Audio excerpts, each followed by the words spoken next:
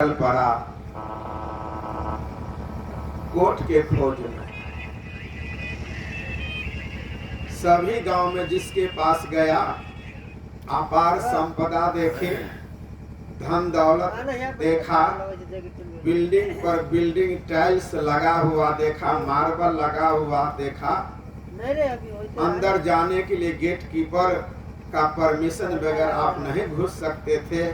ऐसे धन संपदा के पास गया और उनसे कहा, लड़का धीरे धीरे बोलो,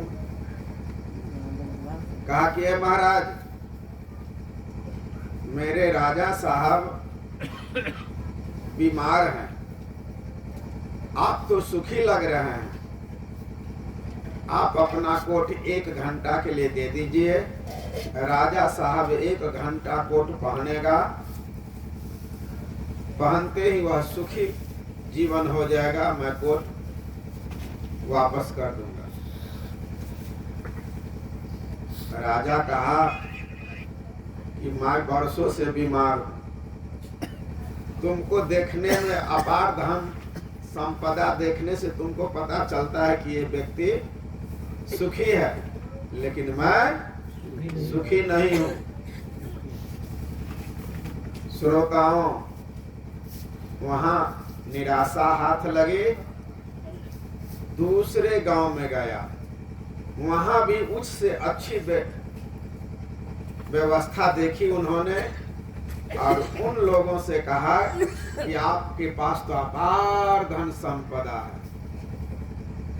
आप तो सुख में हैं, आप अपना कोट मेरे राजा को दीजिए, वह 2-4 घंटा पहन लेंगे। जब वह आप जैसा सुखी हो जाएंगे तो कोट वापस हो जाएगा। राजा कहा कि तुम्हारे देखने से मैं सुखी थोड़े हूं,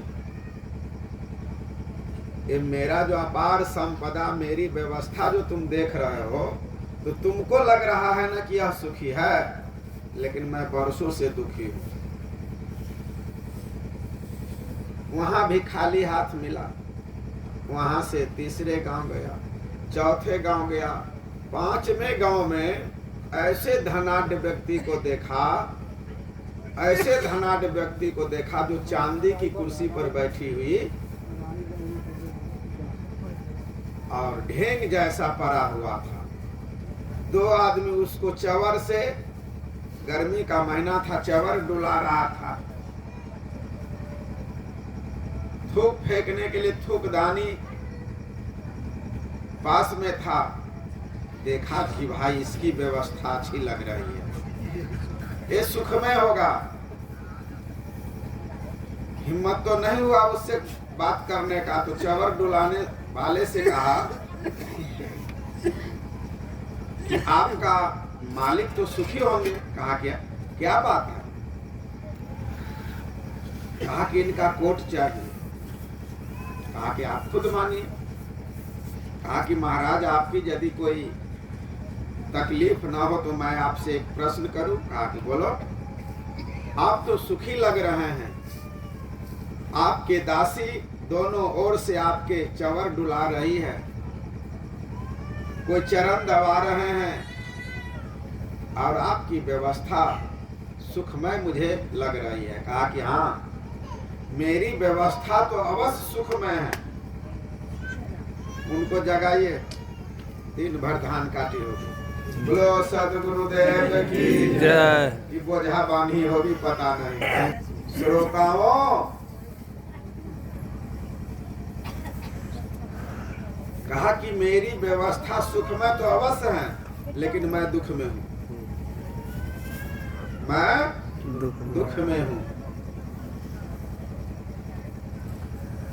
कभी संसार में जाकर के उसको कोट नहीं मिला। बात समझ में आई? इसी बात को सदगुरु कबीर दूसरी साखी में कहते हैं, तन धरि सुखिया काहू न देखा,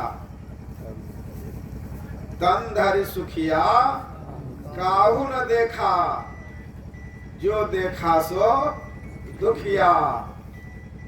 उदय अस्त की बात कहत हैं, वो भी भाई दुखिया।